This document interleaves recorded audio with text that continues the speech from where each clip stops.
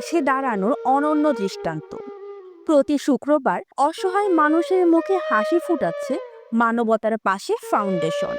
Report Shahjalal Bhuiyan উজ্জ্বল।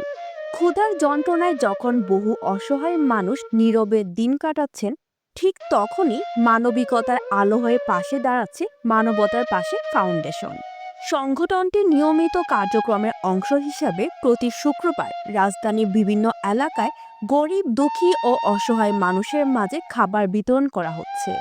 এই মানবিক উদ্যোগে সরাসরি উপস্থিত থেকে খাবার বিতরণ করেন ফাউন্ডেশনের প্রতিষ্ঠাতা ও সাধারণ সম্পাদক উজ্জ্বল ভুঁইয়া, সভাপতি উমর ফারুক মুন্না এবং উপদেষ্টা নুরুল আলম। তাদের আন্তরিক অংশগ্রহণ ও ভালোবাসায় আপ্লুত হয়ে ওঠে খাওয়ার লাইনে দাঁড়ানো অসহায় মানুষগুলো। খাবার বিতরণকালে প্রতিষ্ঠাতা ও সাধারণ সম্পাদক উজ্জ্বল ভুঁইয়া বলেন, মানবতা কখনো থেমে থাকতে পারে না। সমাজের অবহেলিত মানুষগুলো যেন অন্তত একদিন পেট ভরে খেতে পারে, এই অনুভূতি থেকেই আমাদের এই উদ্যোগ। আল্লাহ যতদিন সামর্থ্য দেবেন ততদিন আমরা মানুষের পাশে থাকব। সভাপতি উমর ফারুক মুন্না বলেন, আজ যারা রাস্তায়, ফুটপাতে কিংবা বস্তিতে কষ্টে জীবনযাপন করছেন, তারা আমাদের সমাজেরই মানুষ। তাদের দুঃখ কষ্ট ভাগ করে নেয় মানবতার প্রকৃত শিক্ষা। মানবতার পাশে ফাউন্ডেশন সেই শিক্ষাকে বাস্তবে রূপ দিতে কাজ করছে।